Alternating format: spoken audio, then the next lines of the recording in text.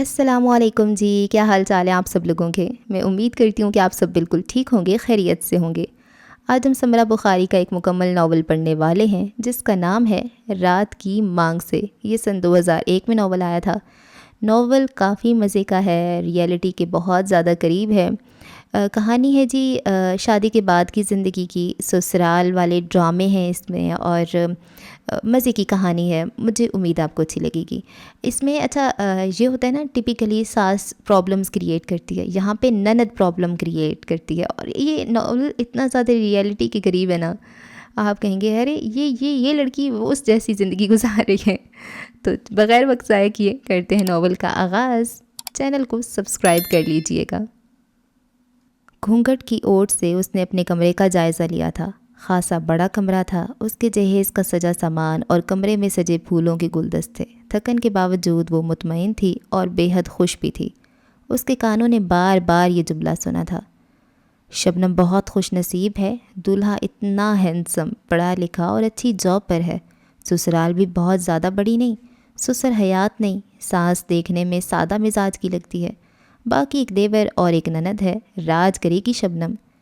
یہ وہ جملے تھے جنہوں نے اس کے اندر اطمینان اور خوشی اتار دی تھی۔ وہ بہت اعتماد سے سسرال کے آنگن میں اتری تھی۔ رشتے کی نند اسے کمرے میں بٹھا کر یہ کہہ کر گئی تھی، تھک گئی ہوگی، میں تمہارے لیے دودھ گرم لے آتی ہوں۔ کمرے سے باہر خاصا شور تھا، باتوں اور ہنسی کی آواز کے ساتھ ساتھ ڈیک بھی خاصا شور مچا رہا تھا۔ ذرا دیر بعد وہی نند دودھ کا گلاس لے کر کمرے میں آ گئی۔ میں راہیل کی پھوپھی ذات بہن ہوں، ہم لوگ بہاول نگر سے آئے ہیں، ذرا کم ہی چکر لگتا ہے ہمارا ان لوگوں کے ہاں۔ بس بھابھی کیا بتاؤں، اب تم یہاں رہو گی خود ہی اندازہ ہو جائے گا۔ جب تک راہیل کے ابا یعنی میرے ماموں جی حیات تھے تب تو ہر سال ہمارا ادھر کا چکر لگتا تھا، مگر ادھر ماموں کی آنکھیں بند ہوئیں، ادھر ہم پرائے ہو گئے اس گھر میں۔ ہم تو بس مروت میں چلے آئے، ورنہ پوچھتا تو کوئی نہیں۔ ہر طرف ممانے کی بھانجیاں بھتیجیاں چھائی ہوئی ہیں، کہتی خود کو بڑا عقلمند ہے، مگر دیکھو تو حال یہ ہے، اتنا بھی نہیں معلوم دلہن کے کمرے میں دودھ پھل مٹھائی رکھی جاتی ہے، اور کچھ نہیں تو پانی ہی رکھ دیتی، اس نے منہ بنا کر کہا تھا۔ شبنم کیا کہتی، یہ ان کی خاندانی عداوتیں تھیں جن کا اس کی زندگی پر تو کوئی اثر پڑتا دکھائی نہیں دے رہا تھا۔ ذرا توقف کے بعد وہ پھر گویا ہوئیں، ہمارا تو خیال تھا راہیل کا بیاہ ممانی اپنی کسی بھانجی بھتیجی سے کریں گی، اور سچ پوچھو تو ممانی نے ایسا ہی کرنا تھا، مگر اکلوتی بیٹی روحی کی بات نہیں ٹال سکی۔ روحی کہتی تھی ہمارے خاندان میں کوئی لڑکی اتنی خوبصورت ہے ہی کہاں جو بھائی جان کے ساتھ جچ سکے۔ اب روحی کی بات تو کوئی ٹال نہیں سکتا نا، توبہ توبہ، گناہ گار نہ ہو جائیں شہزادی بی بی کی بات ٹال کر۔ وہ استہزائی انداز میں ہنسی تھی۔ روحی شبنم کی اکلوتی نند کا نام تھا، ابھی 17-18 برس کی شوخ سی لڑکی تھی، قد کاٹ اچھا تھا، دیکھنے میں بڑی دکھائی دیتی تھی۔ اس کی بہنیں بتاتی تھیں تمہاری نند اپنی ماں اور بھائیوں کی بہت لاڈلی ہے۔ یہ کوئی ایسی بات نہیں تھی جس کا نوٹس لیا جاتا، وہ اکلوتی بہن تھی، لاڈلی ہونا تو لازمی تھا۔ میں نے سنا ہے بڑی ڈھیل دے رکھی ہے روحی کو، اکیلی کالج آتی جاتی ہے، یہ ہے بھی بڑی نڈر۔ اب شبنم کو اس کی باتوں سے کوفت ہونے لگی تھی۔ ارے زبیدہ باجی، آپ ادھر بیٹھی کیا کر رہی ہیں؟ وہاں آپ کے بچے دوسری مرتبہ ڈنر کے لیے دہائی دے رہے ہیں۔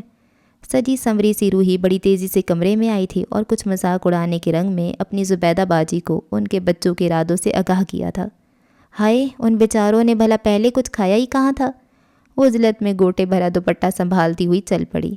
روحی اور اس کی ہم عمر ایک شوخ سی لڑکی نے اب جگہ سنبھالی۔ بھابھی کمرہ کیسا لگا آپ کو؟ روحی پوچھ رہی تھی۔ اگر نہ بھی پسند آتا تب بھی تعریف کرنا اس کی مجبوری تھی، ویسے یہ تو تھا بھی اچھا۔ یہ سب میری پسند ہے، قسم ہے بھائی کو تو کچھ نہیں پتہ، بہت ہی سادہ مزاج کے ہیں، ان کی شاپنگ تک میں ہی کرتی ہوں، مجھے ہی پتہ ہے کون سا رنگ کون سا لباس ان پہ سوٹ کرتا ہے، اور آپ کی بری بھی سب کی سب میں نے بنوائی ہے۔ خوب ہی چکر لگے بازار کے، میں تو سمجھے بیمار ہی ہو گئی ہوں، بس منتظر تھی بھابھی گھر میں آئیں اور میں بھی ذرا سا ریسٹ کروں۔ روحی کل تو بھابھی اپنے جہیز کا جوڑا پہنیں گی نا؟ ساتھ بیٹھی اس کی فرینڈ نے پوچھا۔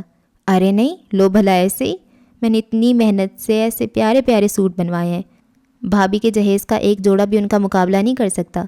کل بھابھی آف وائٹ اور مرون کنٹراسٹ والا غرارہ پہنیں گی۔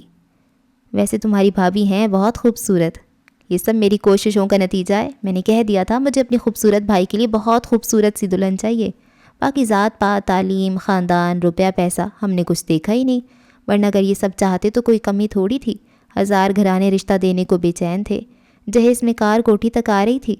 ہیں سچ؟ لڑکی نے ازحد متاثر ہو کر کہا۔ تو اور کیا، لوگ تو بے چین تھے کہ کسی طرح ہم ان کی بیٹی کو دلہن بنا کر رخصت کروا لیں۔ بھابھی آپ کو میرا شکر گزار ہونا چاہیے جو میں نے آپ کو سلیکٹ کیا۔ شبنم مسکرا بھی نہیں سکی۔ کتنی عجیب ہے یہ لڑکی، یا پھر حد سے زیادہ صاف گو اور بے رحم۔ اسے روحی سے شدید اکتاہٹ محسوس ہوئی، مگر اس کو کچھ کہہ بھی تو نہیں سکتی تھی۔ تم سناؤ منزہ، تمہاری بھابھی کب تک آ رہی ہیں؟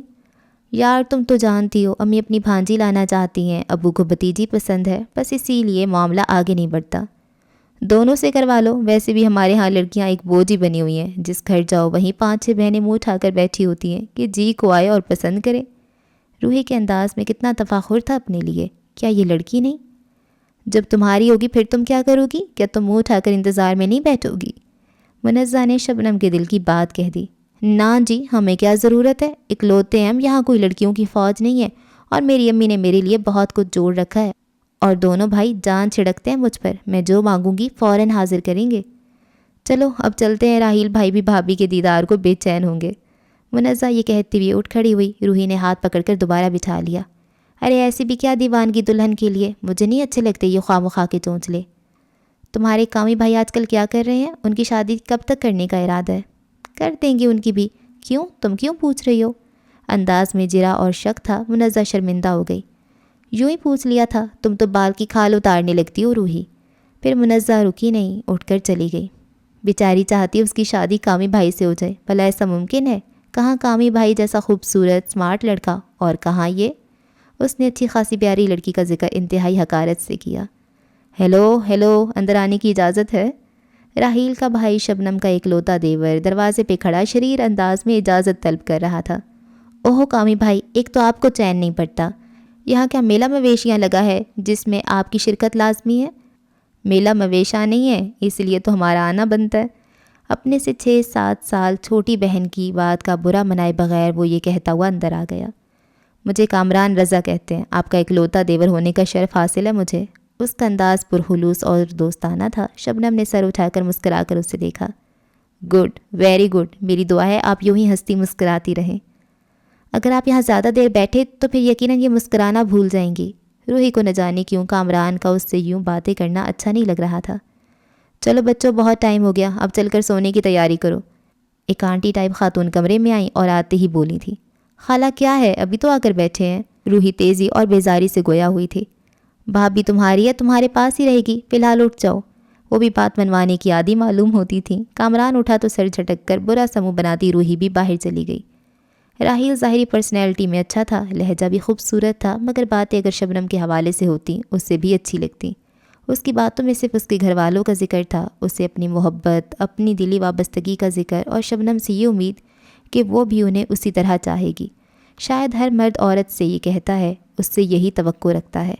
وہ دل و جان سے اس کے والدین، اس کے بھائی بہنوں کو چاہے گی، ان کے لیے فنا ہو جائے گی، مگر یہ بات کوئی نہیں کہتا کہ میں بھی تمہارے والدین کو عزت دوں گا، تمہاری بہنوں کو اپنی بہنوں کی طرح سمجھوں گا، انہیں وہی چاہت دوں گا جو میرے دل میں اپنی بہنوں کے لیے ہے۔ تمہارے بھائی میرے لیے بھی بھائیوں کی طرح محترم ہیں۔ صرف عورت سے یہ توقع رکھی جاتی ہے کہ وہ کڑوی کسیلی سن کر ان لوگوں کے درمیان رہ کر جو کبھی اسے اپنا ماننے پر تیار نہیں، اپنا آپ فنا کر ڈالے، اپنے دل میں ان کا پیار لبالب بھر لے۔ کیا یہ ممکن ہے؟ کیا ایسا ہو سکتا ہے؟ اسے ولیمے کے روز وہی جوڑا پہننا پڑا جو روحی نے اس کے لیے منتخب کیا تھا۔ راحیل نے جو سوٹ پہنا تھا اس کے متعلق بھی یہی بتایا گیا تھا، روحی کی چوائس ہے۔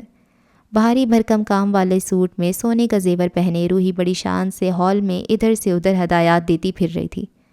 تمہاری نند تو اماں بن گئی ہے ان سب کی، شبنم سے چھوٹی ارسا نے مذاق اڑایا تھا۔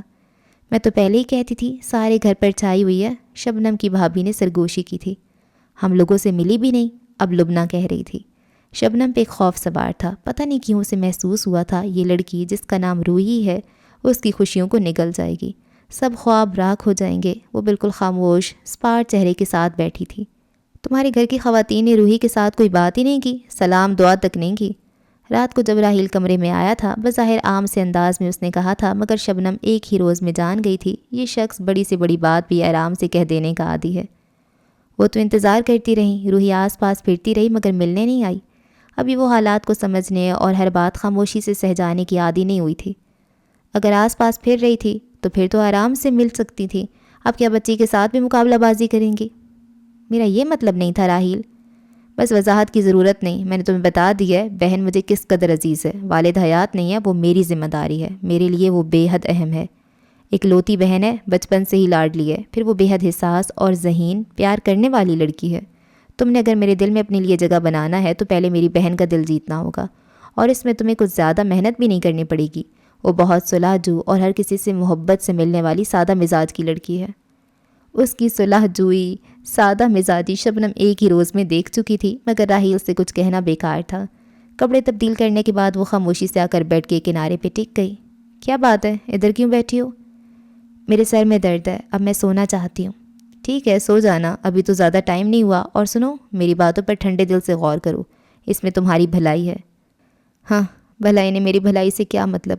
جس کے لیے اپنا سب کچھ چھوڑ کر چلی آئی ہوں وہی پر آیا ہے۔ آنے والے دنوں میں اسے اپنی بے بسی اور روحی کی حکمرانی کا پوری طرح اندازہ ہوا۔ وہ تو اپنی ذات کے لیے کوئی فیصلہ کرنے کی بھی مجاز نہ تھی۔ کہیں جانا ہے، کپڑے روحی سلیکٹ کرے گی، کون سا زیور پہننا چاہیے یہ وہ بتائے گی، اور اکثر تو وہ ساتھ ہی چل پڑتی تھی۔ راحیل کے ہر معاملے میں اس کی مرضی شامل تھی، اپنی ماں اور کامی کے لیے بھی وہی فیصلہ دیتی تھی۔ ماں اسے اعزاز سمجھتیں، جبکہ کامی تھوڑا لاپرواہ اور کسی حد تک منمانی کرنے والا تھا۔ وہ روحی کی پسند کو ناپسند کر سکتا تھا، وہ اپنی شاپنگ خود کر لیتا تھا، یہ اور بات کہ اس کی خریداری پر روحی سو اعتراض کرتی اور یہ باور کرانے کی پوری کوشش کرتی تھی کہ اس کا فیصلہ سراسر غلط ہے۔ شبنم کے میکے والے کم ہی چکر لگاتے، شبنم مہینے میں 2 بار جایا کرتی تھی، اور یہ دن جو میکے میں وہ گزارتی اس کی آزادی کے دن ہوا کرتے تھے۔ یہاں کوئی روحی نہیں تھی جو قدم قدم پہ اعتراض کرتی، اس کے بقائے کھانوں پہ اعتراض کرتی، ہر معاملے میں اسے کم عقل ثابت کرنے کی کوشش کرتی۔ اب بھی 3 دن میکے میں رہ کر وہ واپس آئی تھی۔ راحیل اسے گھر تک ڈراپ کر کے اپنے کسی دوست کی طرف چلا گیا۔ بیگ اٹھائے وہ اکیلی ہی اندر آئی تھی۔ کامران، امی اور روحی لاؤنج میں بیٹھے ٹی وی دیکھ رہے تھے۔ میکے سے آنے کے بعد یہ چہرے اسے مزید خوفناک اور انجانے لگا کرتے تھے۔ سلام کر کے وہ یہیں بیٹھ گئی۔ اکیلی آئی ہو بہو؟ امی نے پوچھا تھا۔ نہیں، راحیل چھوڑ گئے ہیں۔ ویسے بھابھی گاڑیاں تو آپ کے بھائیوں کے پاس بھی ہیں۔ روحی کی بات نے اس کے اندر مرچیں سی بھر دیں۔ بھائی اسے تو جب یہ حکم کرے دوستوں کی طرف چھوڑ کے آنے کے پابند ہیں، لیکن مجھے میکے سے یہاں تک لانا بھی اسے گوارا نہیں۔ آپ کے بھائی بھی کیا کریں، 4 تو بہنیں ہیں، بیچارے یہ سوچ سوچ کر ہی غش کھاتے ہوں گے۔ یا اللہ، کہاں بیاہیں گے انہیں؟ اف توبہ امی، مجھے تو بڑا عجیب لگتا ہے وہ گھر جہاں ہر طرف لڑکیاں ہی لڑکیاں ہوتی ہیں، سب کی سب جوان، شادی کے انتظار میں بیٹھی ہوئی۔ کوئی کسی کا ایڈریس پوچھتا غلطی سے بھی آ جائے، بیچاریاں اس خوش فہمی میں مبتلا ہو جاتی ہیں، ضرور ہمیں دیکھنے آئے ہوں گے۔ روحی کو بڑی ہنسی آ رہی تھی۔ یوں مذاق نہیں اڑاتے، کامران نے سنجیدگی سے کہا تھا۔ میں کب مذاق اڑا رہی ہوں؟ مجھے تو خود بڑا رحم آتا ہے ایسی لڑکیوں پر۔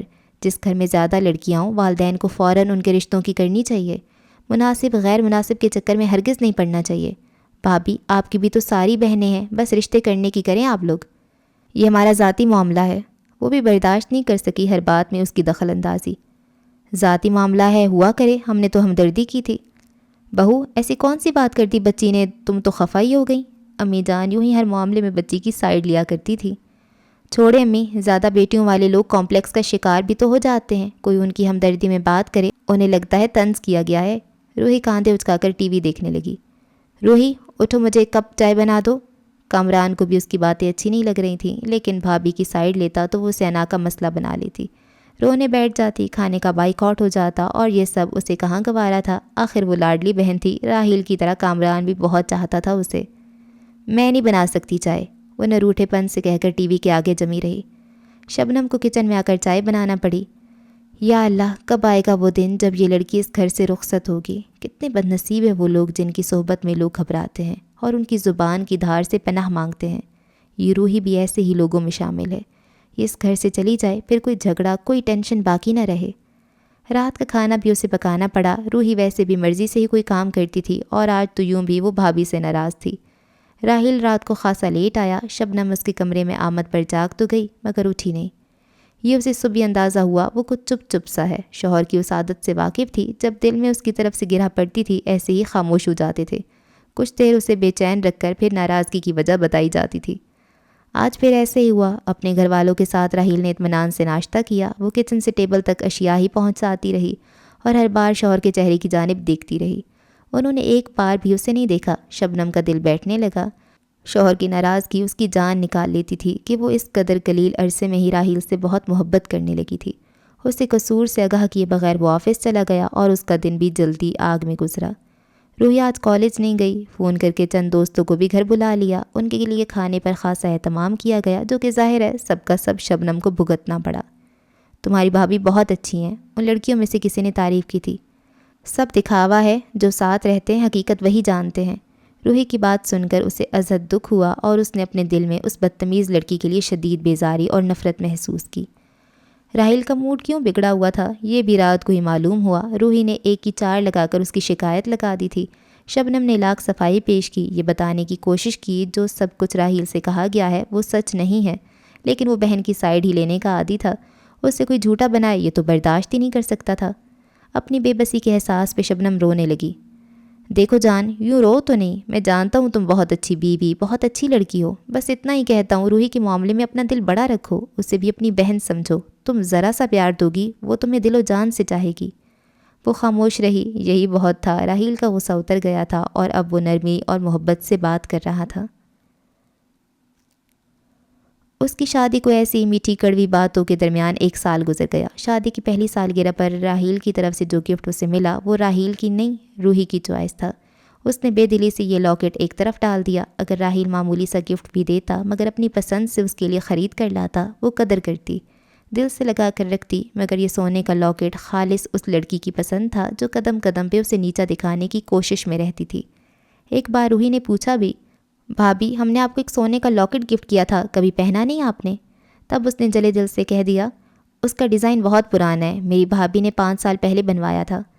اور پہلی بار روحی کچھ شرمندہ سی ہو کر چپ ہو گئی۔ ایک تسکین شبنم کے دل میں اتر گئی۔ 1 سال بعد ہی روحی نے اس کے سامنے یہ ذکر شروع کر دیا کہ اسے گھر میں اپنے لیے ایک بھتیجا چاہیے، منا سا، پیارا گپلو سا، جبکہ ساس کی طرف سے ایسا کوئی دباؤ نہیں تھا۔ وہ اگر اس پہ خفا ہوتی تھیں، راحیل سے اس کی شکایت لگاتی تھیں تو روحی کی وجہ سے۔ آج کل روحی کے پاس 2 موضوعات تھے، ایک تو گھر میں ایک پیارا سا منا اور دوسرا کامران کی شادی۔ وہ اس سلسلے میں بہت سی لڑکیاں دیکھ اور ریجیکٹ کر رہی تھی۔ رشتہ دیکھ کر ماں بیٹی گھر آتی، پھر روحی ہنس ہنس کر اس کا ناک نقشہ بیان کرتی۔ شبنم بس خدا سے توبہ کرتی ہی رہ جاتی۔ اسے حیرت تھی لڑکی ہو کر وہ کس طرح لڑکیوں کی تذلیل کر لیتی ہے۔ میکے آئی تو بہنوں سے بھی روحی کی اس عادت کا ذکر کیا۔ تب لبنہ کہنے لگی، یہ تو کوئی نئی بات نہیں، ہم اصل میں دوغلے لوگ ہیں، ہمارا معاشرہ اپنے لیے حساس اور دوسروں کے لیے بہت بے رحم ہو چکا ہے۔ میرے کالج میں بہت سی ایسی لڑکیاں ہیں جو روحی کی طرح بھائیوں کے لیے رشتے دیکھتی، ریجیکٹ کرتی اور مذاق اڑاتی ہیں، اور جب اپنی باری آتی ہے تب روتی ہیں کہ لڑکے والوں کے مزاج نہیں ملتے، وہ حور پری سے کم سلیکٹ ہی نہیں کرتے۔ انہی دنوں راحیل کے رشتے کی خالہ کا کراچی سے فون آیا۔ وہ 1 ہفتے کے لیے لاہور آ رہی تھیں۔ قیام تو سسرال میں کرنا تھا، کہہ رہی تھیں 1-2 روز آپ کی طرف بھی ٹھہروں گی۔ شبنم نے انہیں دیکھا تو نہیں تھا، ساس سے ان کا ذکر ضرور سنا تھا۔ وہ بتاتی تھیں بہت امیر ہیں اور مزاج کی بھی اچھی ہیں۔ غریب رشتہ داروں سے روحی کو کوئی دلچسپی نہیں تھی، مگر ان امیر کبیر خالہ کی آمد پر وہ خاصی پرجوش تھی۔ خالہ نے یہ نہیں بتایا اکیلی آئیں گی یا بیٹی بھی ساتھ ہوگی۔ 3 بچے تھے ان کے، بڑی بیاہ چکی تھیں، اس کے بعد ایک بیٹا ہمایوں اور پھر رافعہ تھی۔ روحی کا خیال تھا رافعہ ساتھ ہوگی، اس لیے اپنے کپڑوں کے سلسلے میں ضرورت سے زیادہ پریشان ہو رہی تھی۔ اس کی کوشش تھی وہ اپنے لباس، انداز و اطوار میں رافعہ سے کسی طور کم نہ نظر آئے۔ ان چند دنوں میں ہی اس نے اچھا خاصا خرچ کر ڈالا، مگر جب خالہ آئیں تو اکیلی تھیں۔ استقبال میں روحی پیش تھی۔ وہ 2 دن اس کے ہاں ٹھہریں۔ روحی نے اپنے نشست و برخاست انداز، رکھ رکھاؤ اور خوش مزاجی سے انہیں خاصا متاثر کیا۔ اپنے بیٹے کے لیے وہ ایسی ہی دلہن چاہتی تھیں جو خوبصورت ہونے کے ساتھ ساتھ ذہین اور ہنس مکھ بھی ہو۔ جاتے ہوئے رشتہ دے گئیں اور روحی کی تو سمجھو پاؤں زمین پر نہیں ٹک رہے تھے۔ انہی دنوں امی کے ہاں سے مٹھائی آئی۔ شبنم سے چھوٹی عرصہ کا رشتہ طے ہو گیا تھا۔ لڑکا سرکاری ملازم تھا، بس درمیانے طبقے کے لوگ تھے۔ روحی کو پتہ چلا تو انداز کافی تمسخرانہ تھا۔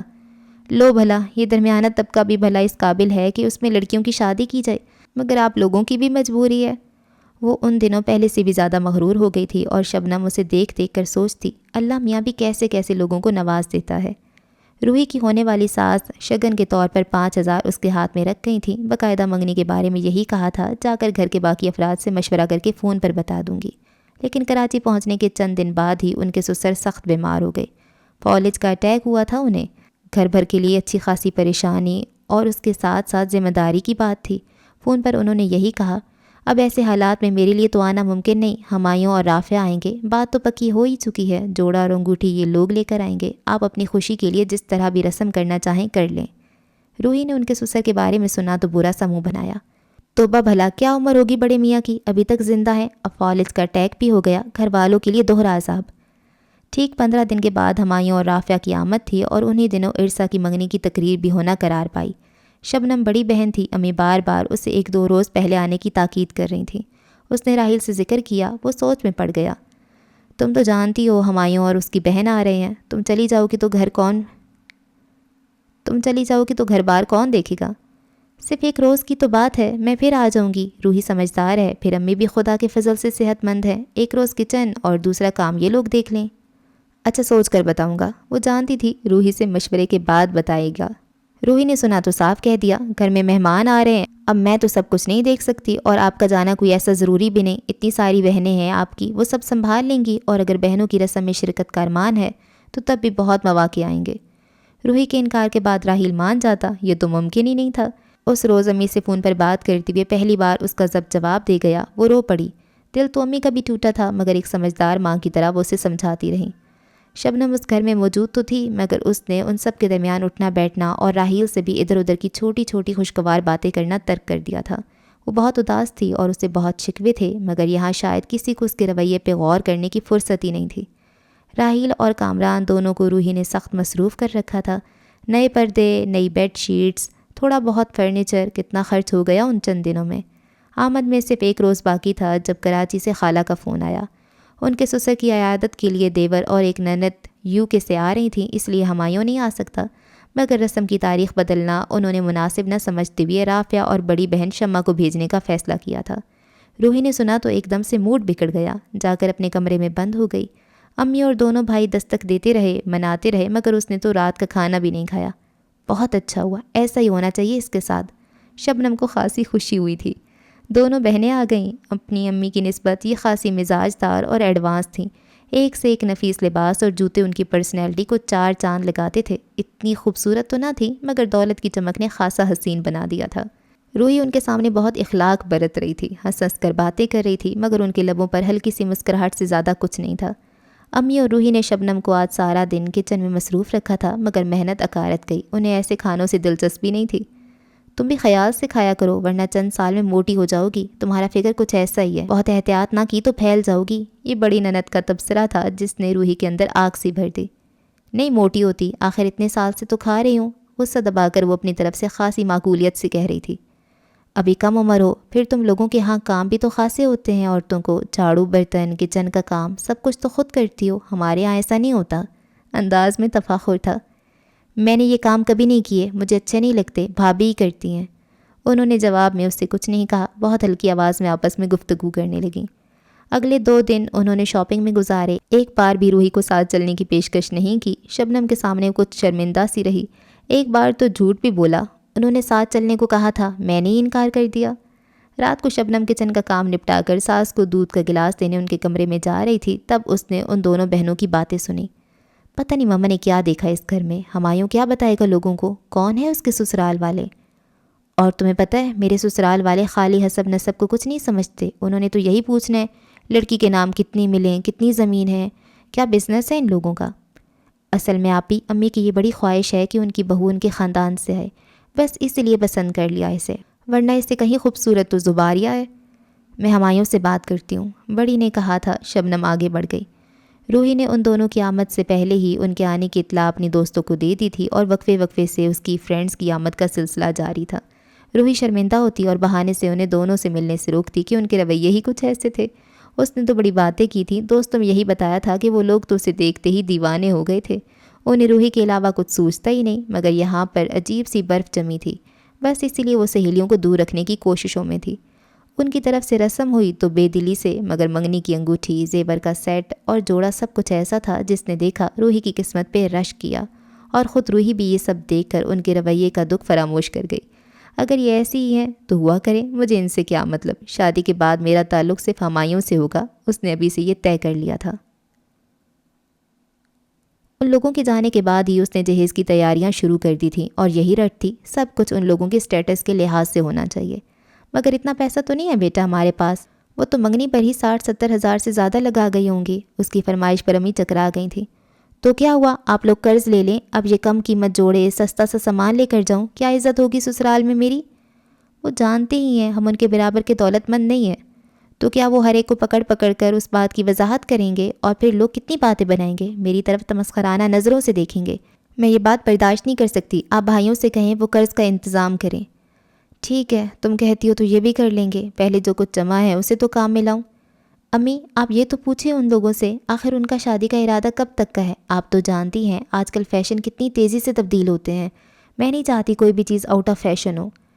اچھا میں آج شام کو فون کروں گی، ویسے مجھے ان لوگوں پر حیرت ہے، کچھ فکر مند بھی ہوں، جب سے دونوں بہنیں لاہور سے گئی ہیں جا کر کوئی فون نہیں کیا، اور وہ ہمایوں، اس سے ہمارا اب قریبی رشتہ بنتا ہے، اسے چاہیے تھا مجھے فون کرتا۔ روحی خاموش رہی، یہ بات تو اسے بھی کھٹکتی تھی، وہ کتنے ہی دن فون کی ہر بیل پر چونکتی رہی تھی، اس یقین کے ساتھ ریسیو کرتی رہی تھی ضرور ہمایوں کا ہوگا، مگر ہر بار اسے مایوسی کا سامنا کرنا پڑتا تھا۔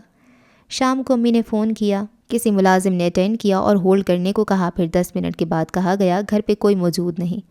اگلے روز ناشتے کی میز پر یہ بات انہوں نے دونوں بیٹوں کو بھی بتائی، اس وقت شبنم بھی وہاں موجود تھی، اور روحی نہیں چاہتی تھی ایسی کوئی بات اس کے سامنے کی جائے۔ ماں کی حماقت پہ سخت غصہ آیا، ناشتہ ادھورا چھوڑ کر اٹھ کھڑی ہوئی۔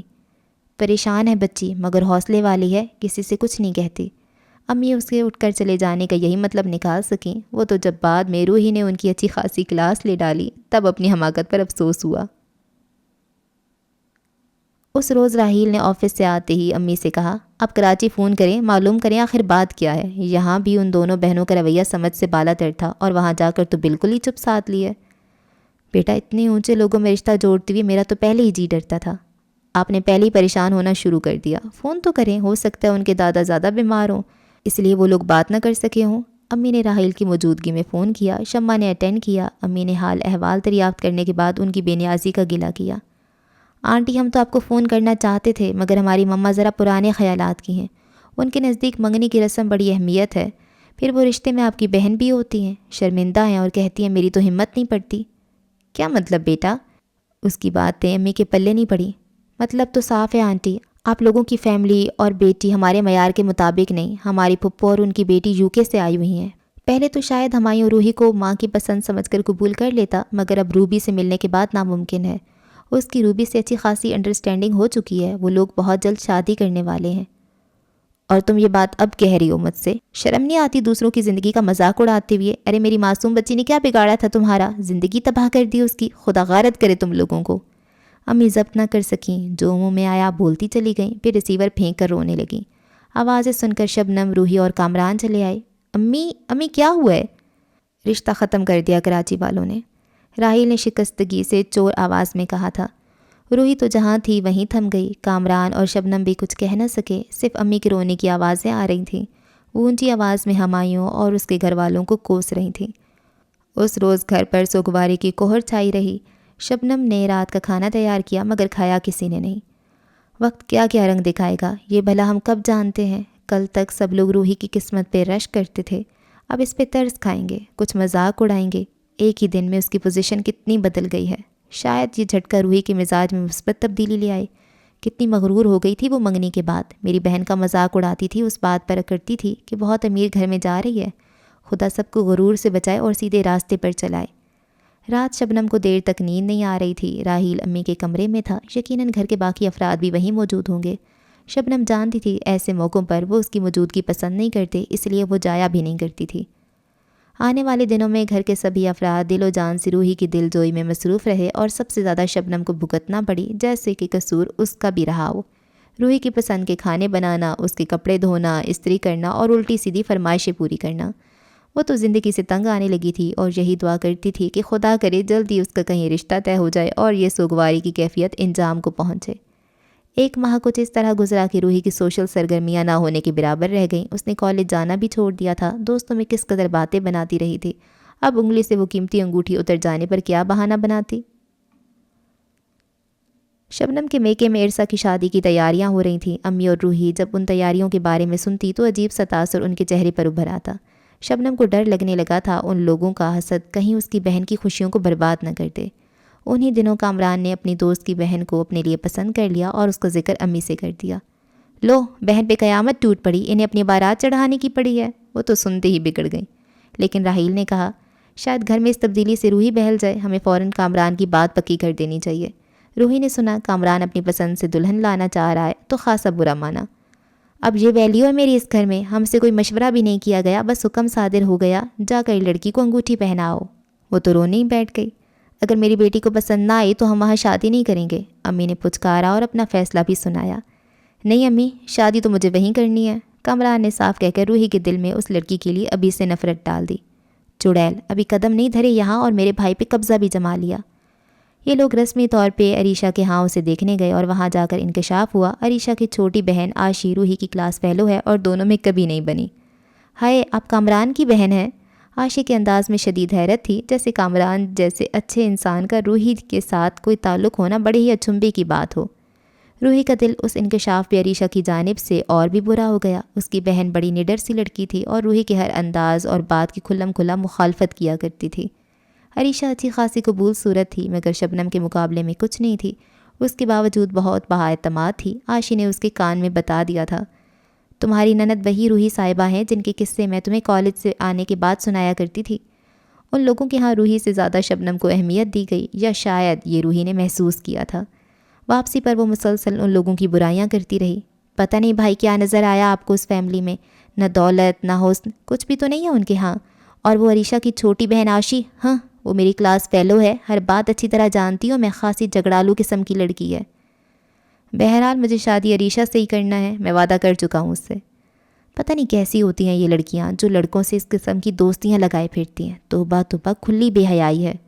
امی کا تبصرہ کامی کو اچھا نہیں لگا مگر وہ خاموش ہی رہا۔ ان کے ہاں سے واپسی پر گھر کی فضا ایک کھنچاؤ کا شکار ہوئی اور یہ کیفیت کئی دن تک برقرار رہی۔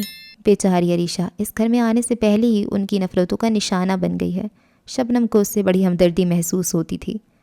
راحیل کو کامی کا یہ دوست اظہر عریشہ کا بھائی خاصا پسند تھا اور ان کی فیملی کے بارے میں بھی راحیل کی رائے بہت اچھی تھی۔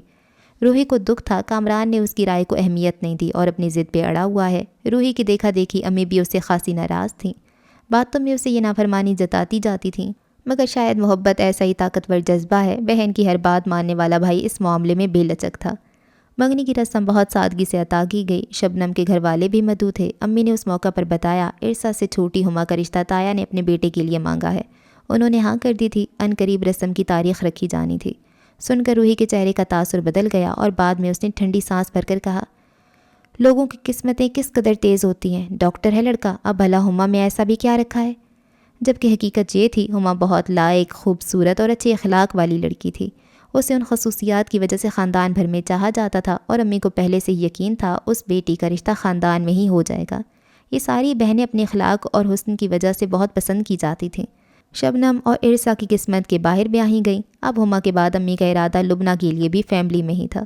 رسم کے بعد گھر آ کر روحی نے خاصا شور مچایا کہ بھائی کے سسرال والوں نے اسے بالکل اہمیت نہیں دی۔ کامران نے اسی وقت عریشہ کو فون کر کے اس کی بہنوں اور بھابھیوں کی شکایت کر دی۔ ادھر سے جو کہا گیا وہ تو نہیں سنا، بعد میں امی اور روحی سے یہی کہا، کل وہ لوگ رسم کے لیے ہمارے ہاں آئیں گے، تم بھی انہیں لفٹ مت کرانا۔ بھائی سسرال کے مقابلے میں اس کی طرفداری کر رہا تھا، روحی ایک بار پھر اکڑ گئی۔ اگلے روز واقعی اس نے یہی کیا۔ لڑکی والے جب رسم کے لیے آئے وہ اپنی دوستوں میں کھڑی تھی، اس کی دوستیں عاشی کو بھی کلاس فیلو ہونے کی حیثیت سے اچھی طرح جانتی تھی۔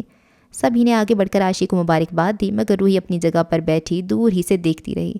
اسے توقع تھی اب عاشی اور اس کی بھابیاں خود اس کے پاس آئیں گی مگر ایسا نہیں ہوا۔ وہ لوگ شبنم سے مل کر نشستوں پر بیٹھ گئیں اور شبنم کی بہنوں سے باتیں کرنے لگیں۔ ایک تو یہ راحیل بھائی، بڑا شوق ہے انہیں ہر جگہ اپنے سسرال کو مدعو کرنے کا۔ اسے شبنم کی بہنوں کی خوبصورتی اور رکھ رکھاؤ ایک آنکھ نہیں بھاتا تھا۔ کل بھی اور آج بھی اس کی فرینڈز نے یہی کہا تھا، تمہاری بھابھی اور ان کی بہنوں کی چوائس دیکھنے سے تعلق رکھتی ہے، لباس، جوتے، جیولری، ہر شے بہت نفیس اور اعلیٰ ہے۔ کیا تم بتا سکتی ہو یہ لوگ شاپنگ کہاں سے کرتی ہیں؟ رہنی بھی تو کیا شاپنگ کرنا ہے ان بیچاریوں نے، اتنی امیر نہیں ہے یہ، مگر چوائس اعلیٰ ہے، ہر شے بہت چھانٹ کر بڑی محنت سے لیتی ہوں گی۔ پتہ نہیں، میں نے کبھی اتنا غور نہیں کیا اور مجھے تو کبھی بھی یہ اتنی خاص نہیں لگی۔ وہ بے نیازی سے کہہ کر موضوع بدل گئی تھی، مگر اس کی دوست تھی کیا، یہاں موجود سبھی نے ان لڑکیوں کو سراہا تھا۔ کامی کو شادی کی جلدی تھی، رسم اور شادی کی تاریخ میں صرف 3 ماہ کا وقفہ تھا۔ روحی بڑی بے دلی سے بری بنا رہی تھی، اسے عریشہ ابھی سے بری لگنے لگی تھی۔ ایک دو بار کامران نے اس کی بے دلی اور کنجوسی محسوس کر کے ٹوکا بھی، یہ بھی کہا، ایسی بری بناؤ گی، لوگ دیکھ کر کیا کہیں گے؟ روحی کو پرواہ نہیں تھی، وہ یہ نہیں جانتی تھی ایسا کر کے وہ بھائی کے دل میں اپنا مقام گرا رہی ہے۔ اسے بس یہی زوم تھا، یہ گھر اس کا ہے، یہاں صرف اور صرف اس کی مرضی چل سکتی ہے اور کوئی نہیں جو اسے اس سلطنت کی حکمرانی سے بے دخل کر سکے۔ شبنم کو اب بھی اس دن کا انتظار تھا جب روحی اس گھر سے رخصت ہو کر چلی جائے گی، تب زندگی کتنی خوشگوار ہو جائے گی۔ وہ اکثر خیالوں میں یہی منظر دیکھا کرتی تھی اور اس کی دعا تھی اس لڑکی کا رشتہ جلد از جلد طے ہو جائے۔ کامران کی منگنی پر روحی نے خاص تیاری اسی مقصد کے تحت کی تھی۔ یہ اس کی نسبت ختم ہونے کے بعد پہلی تقریب تھی۔ کسی نے بھی اسے پسند کی نظر سے نہیں دیکھا۔ سب امی سے یہی پوچھتے رہے نسبت کیوں ختم کر دی، کوئی نہ کوئی تو وجہ ہوگی، اور اس کا دماغ یہ سب سن سن کر شل ہوتا رہا۔ دلہن بن کر عریشہ خاصی پیاری لگی، سبھی نے تعریف کی۔ شبنم نے دیکھا وہ اس کے مقابلے میں خاصی مطمئن تھی اور ہر ایک سے ہنس ہنس کر باتیں کر رہی تھی، جبکہ شبنم دلہن بن کر بہت نروس تھی۔ اسے شبنم اور روحی تھام کر بیڈ روم تک لائیں۔ بیڈ پر بٹھایا تو عریشہ نے پانی مانگا۔ کمال ہے شبنم بھابی، آپ نے کمرے میں پانی تک نہیں رکھا، روحی برا سا منہ بنا کر کہنے لگی۔ شبنم پانی لینے چلی گئی، واپس آئی تو روحی عریشہ کا بیوٹی باکس کھولے کہہ رہی تھی، لائیے بھابی آپ کا میک اپ تھوڑا ڈارک کر دوں۔ نہیں رہنے دو، ایسے ہی ٹھیک ہے، عریشہ کے انداز میں قطعیت تھی۔ روحی ٹھٹک گئی، جیسے اسے یقین نہیں آیا۔ 1 گھنٹہ پہلے اس آنگن میں اترنے والی دلہن اسے یوں بھی کہہ سکتی ہے، مگر وہ ہار ماننے والی کہاں تھی۔ بولی، کل بالوں کا یہ سٹائل نہ بنوائیے گا، آپ کو بالکل سوٹ نہیں کر رہا۔ عریشہ کچھ استہزائیہ انداز میں مسکرائی، پھر بولی، اچھا سبھی لوگ تعریف کر رہے ہیں، تمہیں پتہ نہیں ہوگا آج کل یہی سٹائل دلہن کا بنایا جاتا ہے۔ خیر پسند اپنی اپنی، کامران سے کہنا سر درد کی ٹیبلٹ لیتے آئیں، میرے سر میں درد ہے۔ ارے واہ کیا بات ہے دلہن صاحبہ کی۔ گہری سی سانس لے کر روحی بیڈ سے اٹھ کھڑی ہوئی، جاتے جاتے بولی، ہمیں معلوم نہیں تھا کامی بھائی سر درد کے لیے خاص قسم کی دوا لاتے ہیں جو ہم نہیں دے سکتے۔ عریشہ مسکرائی اور بولی، جب تمہاری شادی ہوگی پھر پتہ چل جائے گا۔ روحی کو لگا جیسے نسبت ٹوٹنے کی وجہ سے اس نے یہ بات جتائی ہے۔ وہ غصہ پیتی اور انتقام کسی اور وقت کے لیے اٹھا رکھتی باہر چلی گئی۔ عریشہ نے حیران پریشان کھڑی شبنم کی طرف دیکھا۔ بیٹھیے بھابی، وہ اس سے مخاطب ہوئی۔ شبنم خاموشی سے بیٹھ گئی۔ میری بہنیں آپ کی بہت تعریف کرتی ہیں۔ روحی تو میری بہن عاشق کے ساتھ پڑھتی ہے، اس لیے اس کے بارے میں تو سب معلوم ہے، میں اس سے کوئی اچھی امید نہیں رکھ سکتی، مگر آپ میرے لیے بہن کی طرح ہیں۔ شبنم مسکرا دی اور اس کا ہاتھ اپنے خوبصورت ہاتھ میں لے کر ہولے سے دبایا۔ آپ بہت خوبصورت ہے شبنم بھابی، اور میں نے سنا ہے حسین عورتیں شوہروں کو خوب یہ اشاروں پر چلاتی ہیں، مگر آپ کا معاملہ الٹ کیوں ہے؟ روحی کلاس میں یہی بتاتی ہے، گھر پہ اس کا حکم چلتا ہے، بھائی اس کی ہر بات مانتے ہیں، بھابی کی مجال نہیں جو روحی کے سامنے سر اٹھا سکے۔ روحی بالکل ٹھیک کہتی ہے، اس گھر میں اسی کا راج ہے۔ آپ نے آتی اسے اتنی باتیں سنا دی، وہ ضرور کوئی ہنگامہ کھڑا کرے گی، اور یہ آپ کے حق میں اچھا نہیں ہوگا۔ یقین کرو مجھے اس دن کا شدت سے انتظار تھا جب کامران کی دلہن اس گھر میں آئے گی اور مجھے بھی ایک بہن، ایک دوست مل جائے گی۔ آج آپ کا انتظار ختم ہوا، اور پتہ ہے میں کچھ اور سوچ کی لڑکی ہوں۔ اپنے فیصلے کرنا، اپنی مرضی کی لائف گزارنا ہی میرے نزدیک اصل زندگی ہے۔ روحی اپنی پسند سے جیے، مجھے کوئی اعتراض نہیں، مگر میری باتوں میں مداخلت یہ میں گوارا کر ہی نہیں سکتی۔ ازدواجی زندگی خود کو سر سے پاؤں تلک بدل کر ہی بسر کی جا سکتی ہے۔ خیر دیکھا جائے گا، میں پہلے سے پریشان ہونے کی قائل نہیں۔ وہ گاؤ تکیے سے ٹیک لگا کر نیم دراز ہو گئی۔ عریشہ کے آ جانے سے تم بہت خوش ہو، ایک روز راحیل نے اس سے کہا تھا۔ مجھے دوست جو مل گئی ہے، وہ مسکرائی۔ ہاں روحی تو تمہاری دشمن ہے نا؟ انداز میں طنز تھا۔ وہ ٹھٹکی، تو کیا انہیں میرے عریشہ کے ساتھ ہنسنا بولنا بھی اچھا نہیں لگتا؟ تم نے روحی کو کبھی اپنا سمجھا ہی نہیں، اب دونوں سر جوڑے کچن میں باتیں کر رہی ہوتی ہو، وہ بیچاری اکیلی بور ہوتی ہے۔ ہم دونوں کچن کا کام مل جل کر کرتی ہیں، ساتھ ساتھ باتیں بھی ہو جاتی ہیں۔ روحی تو کبھی کچن میں آتی ہی نہیں، اس کا وقت اپنے کمرے میں یا ٹی وی لاؤنج میں ہی گزرتا ہے، اور میرے پاس اتنا ٹائم کب بچتا ہے جو میں سب کام چھوڑ کر اس کے پاس کمرے میں جا کر بیٹھوں؟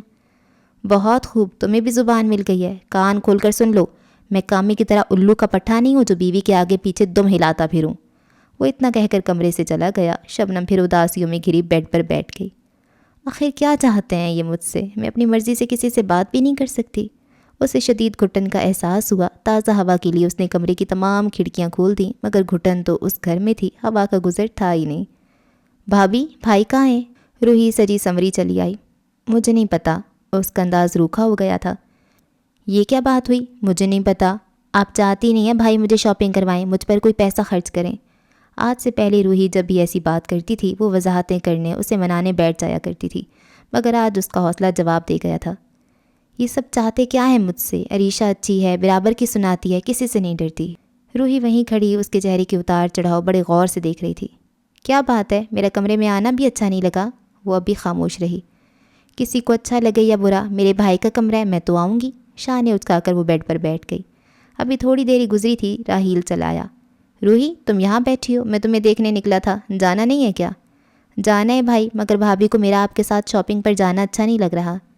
دماغ خراب ہے اس کا، تم چھوڑو اسے۔ راحیل روحی کو ساتھ لے کر چلا گیا۔ ٹھیک کہتے ہیں راحیل صاحب آپ، واقعی میرا دماغ خراب ہے۔ کتنے دن بیت گئے اس گھر میں آئے، خود کو مٹا دیا۔ آپ کی چھوٹی بہن کے اشاروں پر چلنے کے باوجود، اپنی آرزوؤں، اپنے خوابوں کو دفن کر دینے کے باوجود میں آپ کی نظر میں کچھ بھی نہیں ہوں۔ شاید غلطی میری ہے، میں یہ جان ہی نہیں سکی آج کا دور زور آور کا ہے۔ خاموشی، خدمت، اطاعت کوئی حیثیت نہیں رکھتی، مگر میں کرتی بھی کیا؟ میری بیک پر تھا ہی کون؟ ہمارے ہاں بیاہی لڑکی دوبارہ باپ کی دہلیز پر پلٹ نہیں سکتی، اور یہاں راحیل بھلا یہ برداشت کر سکتے تھے کہ میں ان کی لاڈلی بہن کو کوئی بات ڈالتی؟ میں آ سکتی ہوں بھابھی؟ عریشہ دروازے میں کھڑی پوچھ رہی تھی۔ سر اٹھا کر آنسو بھری آنکھوں سے اسے دیکھتے ہوئے اس نے اس بات میں سر ہلا دیا۔ چلے گئے راحیل بھائی شہزادی روحی کو ساتھ لے کر؟ وہ اپنے مخصوص لاپرواہ انداز میں کہتی اس کے بیڈ پہ بڑی بے تکلفی سے آلتی پالتی مار کر بیٹھ گئی۔ کیا بات ہے، اتنی خاموش کیوں ہے؟ جواب میں اس نے سب کچھ بتا دیا۔ عریشہ تم ہی بتاؤ، میں ان کے اشاروں پر نہ چلتی تو کیا کرتی؟ میرے پاس اور کوئی راستہ بھی تو نہیں تھا۔ بھابھی آپ بہت بولی ہیں، کیا میرے حالات آپ کی طرح نہیں ہیں؟ میرے گھر والے بھی بیاہی بیٹی کی واپسی کسی طرح برداشت نہیں کر سکتے، مگر اس کے باوجود میں حالات کے سامنے سرنگوں نہیں ہوں۔ تم بہت دلیر ہو عریشہ، جبکہ میں تو جو بھی اونچی آواز میں بات کرتا ہے اسے دب جاتی ہوں، اور راحیل سے بہت محبت بھی کرتی ہوں۔ وہ کسی بات پر مجھ سے خفا ہو جائیں، میری سانسیں رکنے لگتی ہیں۔ ہاں بھابھی، محبت بھی عورت کے لیے عذاب ہی بن جاتی ہے۔ آپ ضرورت سے زیادہ حساس ہیں۔ کیا میں کامران سے پیار نہیں کرتی؟ ہماری تو لو میرج ہے، مگر پھر بھی میں جس بات کو غلط سمجھتی ہوں وہ نہیں مانتی۔ اگر وہ خفا ہوتے ہیں، قصور میرا نہیں ہوتا، تو پھر میں مناتی بھی نہیں، بلکہ انہیں موقع دیتی ہوں کہ وہ سوچیں اور اپنی غلطی محسوس کریں۔ مجھے بتاؤ عریشہ، میں کیا کروں؟ اپنی شخصیت فنا کرتے کرتے اب میں شاید تھک گئی ہوں، یا پھر اپنے حالات سے بہت مایوس ہو چکی ہوں۔ میں آپ کو کیا مشورہ دے سکتی ہوں؟ شادی شدہ زندگی کی ابتدا ہے، میں اپنی عقل کے مطابق چل رہی ہوں۔ انجام کیا ہوگا اس کا کچھ پتہ نہیں، مگر اتنا ضرور کہوں گی، ہر بات دل کو مت لگایا کریں، خصوصاً روحی کے سامنے خود کو لاپرواہ ظاہر کریں۔ ویسے گئی کہاں ہے محترمہ؟ شاپنگ کرنے، اور میں بس سوچتی رہ گئی۔ ہفتہ پہلے راحیل سے کہا تھا موسم بدل رہا ہے، مجھے 2-3 جوڑے لینے ہیں، کہنے لگے کسی دن چلیں گے۔ پھر ان کی تھکن کا خیال کر کے میں کہہ ہی نہ سکی۔ کتنی شاپنگ کرتی ہے یہ لڑکی؟ ویسے پتہ ہے اگر یہ کامران کے ساتھ جاتی، جتنے پیسوں کی یہ شاپنگ کرتی، پھر میں بھی ان کے ساتھ جا کر اتنے ہی پیسوں کی کر کے آتی۔ زیادتی تو کامران کے ساتھ ہوتی۔ ہاں تو انہیں احساس ہونا چاہیے ان کی بہن کتنی فضول خرچی کرتی ہے، اس کے لیے یہ دونوں بھائی ہر وقت حاضر ہوتے ہیں، اور ہمارے لیے انہیں بچن کا خیال آ جاتا ہے۔ آپ ضرور جائیے گا شاپنگ کے لیے۔ مگر اس کا موقع ہی نہیں آیا۔ شبنم نے راحیل سے چند روز پہلے کہا تھا اسے چند جوڑے بنانے ہیں، آج روحی کو ساتھ لے کر گئے ہیں، یقیناً اس سے ذکر کیا ہوگا۔ اب وہ اپنے ڈھیروں شاپنگ کے ساتھ اس کے لیے بھی 2 سوٹ پیس لیے بھی چلی آئی تھی۔ روحی کی اور شبنم کی پسند میں زمین آسمان کا فرق تھا، اور سوٹ تھے بھی بہت کم قیمت۔ شبنم بس ہونٹ کاٹتے ہوئے انہیں دیکھ رہی تھی۔ اتنی دکانیں پھر کر لی ہیں آپ کے لیے؟ ویسے بھابھی اتنے سوٹ تو ہیں آپ کے پاس، نئے بنانے کی کیا ضرورت آن پڑی تھی؟ پھر آپ کی بہنوں کی شادیاں بھی آنے والی ہیں، ان کے لیے آپ نے قیمتی گفٹ لینے ہوں گے، اور اپنے کپڑے بھی خاصے قیمتی بنائیں گی۔ کتنا خرچ ہو جائے گا بیچارے راحیل بھائی کا؟ وہ راحیل کے سامنے شبنم سے یہ سب کہہ رہی تھی۔ میں نے سوٹ لانے کو کب کہا تھا؟ تم ہی رکھ لو۔ شبنم نے بے دلی سے رخ پھیر لیا۔ میں رکھ لوں؟ مگر بھائی نے مجھے خود بتایا تھا، آپ نے ان سے کہا تھا جوڑے بنانے کو۔ ان سے کہا تھا، مگر جانے سے پہلے انہوں نے ایسے کسی ارادے کا اظہار نہیں کیا، ورنہ میں انکار کر دیتی۔ وہ یہ کہنے کی جرات نہیں رکھتی تھی کہ یہ مجھے پسند نہیں آئے اور میں نے اپنی شاپنگ خود کرنا تھی۔ اب وہ لے آئی ہے تو رکھ لو، راحیل نے کہا۔ نہیں، یوں ہی فضول میں رکھ لوں؟ اتنے سستے سے جوڑے، بھلا میں کیا کروں گی ان کا؟ دیکھیے بھائی، بھابھی کی تو پسند ہی بڑی اونچی ہے۔ روحی تاؤ کھا رہی تھی۔ شبنم اٹھ کر کمرے سے باہر چلی گئی۔ روحی اپنا سامان اٹھا کر اپنے کمرے میں چلی گئی۔ یہ سوٹ پیس پڑے رہ گئے۔ شبنم کے پاس انہیں استعمال میں لانے کے سوا کوئی چارہ بھی نہیں تھا، کہ بہرحال اسے کپڑوں کی ضرورت تھی، اور راحیل کبھی بھی اسے اس بات کی اجازت نہ دیتے کہ ان کپڑوں کو ریجیکٹ کر کے وہ دوسرے سوٹ بنوائے۔ صبح بڑی آزردگی سے اس نے ساری بات عریشہ کو بتائی تھی، پھر سوٹ پیس دکھاتے ہوئے بولی، دیکھو تو بھلا یہ پرنٹ پہننے کے لائق ہے؟ ایک تو اس کی پسند ایسی ہے، پھر میرے لیے کچھ خریدتے ہوئے دل زیادہ ہی تنگ ہو جاتا ہے۔ میری مجبوری کہ مجھے اب انہیں ہی استعمال میں لانا پڑے گا۔ آپ دل چھوٹا مت کریں، میری چچا کی کپڑے کی دکان ہے، ہم وہاں جا کر یہ پرنٹ بڑے آرام سے چینج کر سکتے ہیں۔ اچھا؟ وہ ایک دم سے خوش ہو گئی، مگر پھر بولی، ہم دونوں گھر سے جائیں گے کس طرح؟ راحیل اور کامران تو گھر نہیں ہوتے، مگر امی کی اجازت کے بغیر کہیں جانا تو مشکل ہے۔ ہم کامران کے ساتھ ہی جائیں گے؟ چلو یہ تو اور بھی اچھی بات ہے۔ شبنم کے سر سے بڑا بوجھ اتر گیا۔ بھابھی کمرے میں گھسی کیا کر رہی ہیں آپ؟ میری دوست ثنا آئی ہے، اچھی سی چائے میرے کمرے میں بھجوا دیں۔ چائے بھی بھجوا دیتی ہیں تمہاری بھابھی، پہلے ذرا طبیعت تو بحال ہو جائے۔ یہ پرنٹ دیکھ کر تو مجھے جھٹکا لگا، جس بیچاری نے پہننے ہیں اس کا جو حال ہو سکتا ہے تم خود اندازہ کر سکتی ہو۔ کیوں، کیا برائی ہے ان میں؟ پتہ نہیں لوگوں کے مزاج کیوں اتنے اونچے ہوتے جا رہے ہیں۔ وہ بدتمیزی سے شبنم کو دیکھتے ہوئے بولی۔ تم تو سارے سوٹ اپنی پسند سے لائی ہو، ایسا کرو شبنم بھابھی کو اپنے سارے سوٹ دکھا دو، جو انہیں پسند آئے گا لے لیں گی۔ اپنے مشورے اپنے پاس رکھیں۔ وہ اتنا کہہ کر کمرے سے چلی گئی۔ شام کو کامران کے ساتھ یہ دونوں جانے کے لیے تیار تھیں۔ کامران سے عریشہ نے یہی کہا تھا، بس یوں ہی دل گھبرا رہا ہے، ذرا دور سے واپس آ جائیں گے۔ روحی کو پتہ چلا، وہ بھی جھٹ تیار ہو گئی۔ شبنم نے سوالیہ نظروں سے عریشہ کی جانب دیکھا، اس نے ہاتھ دبا کر تسلی دی اور آہستگی سے بولی، ہمیں کیا فرق پڑتا ہے، بلکہ اچھا ہے یہ اپنی آنکھوں سے دیکھ لے گی۔ عریشہ ہنسی مذاق بات سے بات نکالنے میں ماہر تھی، کامران بھی کچھ ایسی مزاج کا تھا۔ دونوں سارا راستہ آپس کی نوک جھونک ہنسی مذاق میں لگے رہے۔ عریشہ نے شبنم کو بھی گفتگو میں شامل رکھا۔ روحی کو نظر انداز کیے جانے کا شدید احساس ہوا، وہ منہ پھلائے بیٹھی رہی، اور جب عریشہ کے چچا کی دکان پر شبنم نے یہ سوٹ تبدیل کروائے تو اس کی شکل دیکھنے کے لائق تھی۔ واپس آ کر اس نے ماں سے شکایت لگائی، اگر پسند نہیں تھے تم سے کہہ دیتی، تم اپنے باقی جوڑوں میں سے تبدیل کر دیتی، آخر تم تو سارے اپنے پسند سے ہی لائی تھی۔ او نہیں امی، میں کیوں تبدیل کرتی اپنے سوٹوں سے، آخر ایسے بھی کیا نخرے، پسند ہی نہیں آئے، یہ سب چھوٹی بھابھی کی وجہ سے ہے، وہی پٹی پڑھاتی ہیں، اور پتہ ہے کامی بھائی بھی جیسے غلام ہو گئے ہیں اس کے۔ سارا راستہ یہ لوگ آپس میں باتیں کرتے رہے، مجھے یوں نظر انداز کیا جیسے میں موجود ہی نہیں۔ بس بیٹا، میں تو دن رات یہ دعا کرتی ہوں تم اپنے گھر کی ہو جاؤ، راج کرو اپنے گھر پر، ہر سکھ پاؤ۔ ان دنوں شبنم کی طبیعت گری گری رہتی تھی۔ راحیل سے کہا، اس نے جواباً یہی کہا، کھایا پیا کرو اور جلنا کرنا کم کر دو، ٹھیک ہو جاؤ گی۔ بھلا میں کس سے جلتی ہوں؟ ایسے جواب پر دکھ یقینی تھا۔ جس سے جلتی ہو تمہیں بھی معلوم ہے، اب میں منہ سے کہوں کیا ضروری ہے؟ پھر دوبارہ اس نے راحیل سے ذکر نہیں کیا۔ امی کے ہاں گئی، امی نے اس کی کیفیت سن کر امید اور خوشی کا اظہار کیا، فوراً ڈاکٹر کے پاس لے گئیں اور اس نے تصدیق کر کے شبنم کو بے پایا خوشی سے ہمکنار کر دیا۔ اب کچھ دن یہیں رہو، آرام کرو۔ کتنے دن امی، آخر جانا تو ہے ہی۔ پھر بھی ابھی یہیں رہو، راحیل آئے گا تو اس سے میں خود بات کر لوں گی۔ اس نے اس بات میں سر ہلا دیا۔ اگلے روز راحیل لینے آیا۔ امی نے ساری بات سامنے رکھ کر کچھ دن اس کے یہیں رک جانے پر اصرار کیا، وہ بھی مان گیا، کمرے میں اس کے پاس آیا۔ آج چہرے پر محبت کو جو رنگ اس کے لیے تھا، لبوں پر جو مسکراہٹ تھی، اس سے پہلے شبنم نے نہیں دیکھی تھی۔ تمہیں بہت مبارک ہو جان، اپنے ساتھ لگا کر راحیل نے کہا تھا۔ وہ بس مسکرا دی۔ اپنا خیال رکھا کرو، کتنی کمزور ہو رہی ہو، امی نے کچھ دن کے لیے تمہیں میکے میں روک لیا ہے، یہاں بھی کھانے پینے کا خیال رکھنا، اپنے گھر آؤ گی تو میں خود تمہیں چیک کیا کروں گا۔ اور اسے احساس ہوا کہ کتنی بڑی نعمت خدا نے اس کی قسمت میں لکھ دی ہے، وہ راحیل کے لیے کیا سے کیا ہو گئی ہے۔ ایک ہفتہ میکے رہی، پھر راحیل اسے لینے آ گیا۔ عریشہ نے مبارکباد دی، امی نے بھی خوشی کا اظہار کیا، اور روحی جو اس کی اس کمی کا اکثر رونا روتی اور جتاتی تھی، یوں بن گئی جیسے یہ خبر سنی ہی نہیں۔ عریشہ کتنی ہمدرد لڑکی ہے، ان دنوں میں اس بات کا شبنم کو شدت سے احساس ہوا۔ وہ تمام کام جو پہلے شبنم کرتی تھی، کسی کے کہے بغیر ہی اس نے اپنے ذمے لے لیے تھے، جس میں روحی کے کپڑے دھونا اور اس کی الماری میں رکھنا بھی شامل تھا، جبکہ اس سے پہلے وہ باقی سب کام تو کر لیتی، مگر روحی کے کسی بھی کام سے انکار کر دیا کرتی تھی۔ مگر اب شبنم کے آرام کی خاطر وہ سب کچھ کر رہی تھی۔ اس اتنے کام کی عادت نہیں تھی، تھک جاتی تھی۔ ایک بار روحی سے زبردست جھگڑا ہو گیا اور اس نے جھٹ چھوٹے بھائی سے شکایت لگا دی، آپ کی بیوی مجھے بہت سمجھتی ہے، یہی چاہتی ہے میں کہیں دفان ہو جاؤں۔ روحی روتی ہوئے کامران سے کہہ رہی تھی، کوئی کچھ بھی کہتا رہے، تمہیں پرواہ کرنے کی ضرورت نہیں ہے۔ کامران کو اس کے آنسو متاثر کر گئے تھے، اور وہ یہ بات بھی جانتا تھا عریشہ شبنم کی طرح ہر بات خاموشی سے سہ جانے والا مزاج نہیں رکھتی۔ یقیناً اس نے روحی کو سب کچھ کہا ہوگا۔ اس نے دوسرے فریق کی بات سننے کی زحمت نہیں کی، جاتی عریشہ سے کہنے لگا، چند روز تمہیں بھابھی کی جگہ کام کیا کرنا پڑ گیا، گھر سر پہ اٹھا لیے، آخر اتنی نفرت کیوں ہے تمہیں روحی سے؟ میں نے تو صرف اتنا کہا تھا، گھر کے دوسرے کام نہیں تو اپنے کام ہی خود کر لیا کرے، مگر نوابزادی کو میری اتنی سی بات بھی بری لگی۔ شٹ اپ عریشہ، اتنا زہر بھرا ہے تمہارے انداز میں۔ ہاں وہ ہمارے لیے کسی شہزادی نوابزادی سے کم نہیں، بہت لاڈ سے پالے ہم نے اسے۔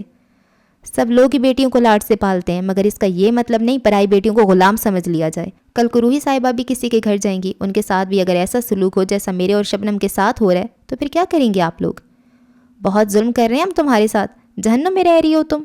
اگر ایسی سوچ ہے تو چلی جاؤ اپنے میکے، میں تمہیں لینے نہیں آؤں گا۔